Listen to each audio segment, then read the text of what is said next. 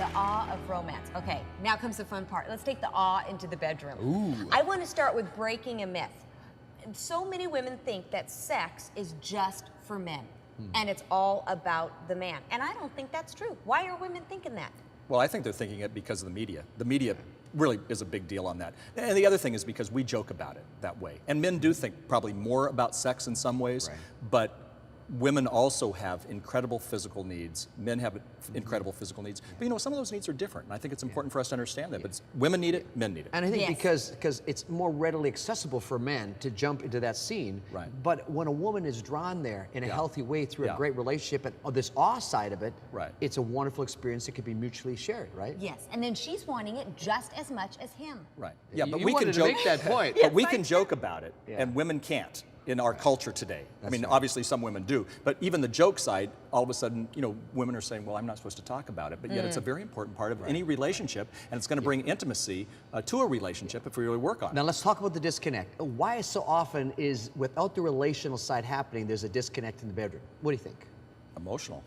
If you're not emotionally connected, then you're not going. You can have sex, but you're not going to be physically intimate and experience the incredible experience of the joy of a sexual relationship if you're not emotionally. Now, sometimes that's because we're too busy doing important things, or that's because we're angry at each other and we have low-level frustration, low-level anger. Right. If we're not careful, it's going to really ruin a relationship because of. Not because we didn't want it, but because of the other things that are going on in our life. The other things. And for a lot of women, that busyness, depending where they are in their season, that they're just flat out tired. Right. But I'm sorry, I think we need to start making some changes. If our relationship, if we're just tired and stressed out, that we can't even share intimacy and look forward to it, then to me something else has got to change. Yeah, but you know, it's not just scheduling, as it were, scheduling sex. You have to actually schedule the other stuff, the romance side too. Because if you schedule a relationship, sex will flow out of that pretty naturally. Right? So we have to make those changes. Now, so we have a disconnect, but let's talk about now what makes sex great for both sexes. I mean, give us a little feel. I mean, Christy, I'm gonna hear what you say first. For a woman, well, we talked about the awe. Because what you've done as you've shown affection and created warmth and encouraged is over and over you are just releasing her from everything else in her mind, and it's like you are just pouring love on her, and so that brings out in her a side that wants to respond. She wants to respond to what you've been initiating. Okay, what do guys need?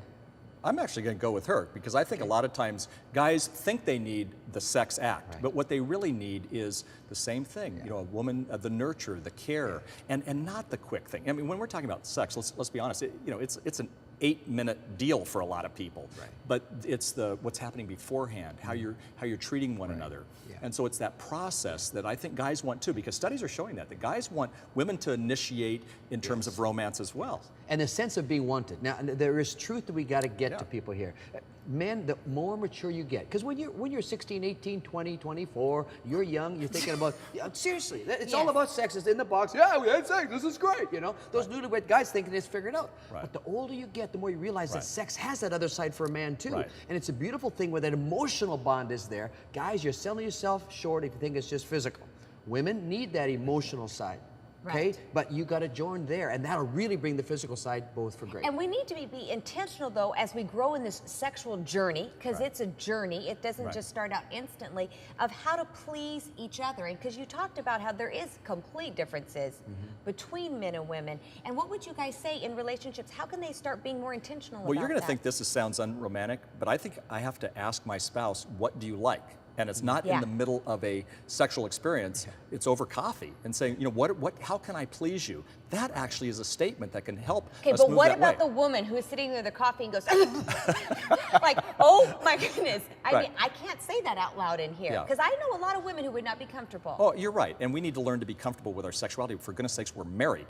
But that's another issue because a lot of times our parents didn't talk to us about sex and so we feel uncomfortable. So I think as a couple, we begin to get comfortable with our sexuality. What's wrong with being in the middle and going, are you liking this? I think that's fine. I'm just saying that a lot of times that doesn't work as well as when we're really afterwards we're talking, because, especially if there's going to be something critical. Sometimes there's egos involved too, right? And one's thinking, oh, this is really making you happy, and it is. I know, but I'm sorry. And the other one's just going to keep on doing what they're doing, though, until you tell them, that ain't cutting it. Okay, we got to close with this. I want your best tip right now of what's changed in your relationship in the last year to make your sex relationship better.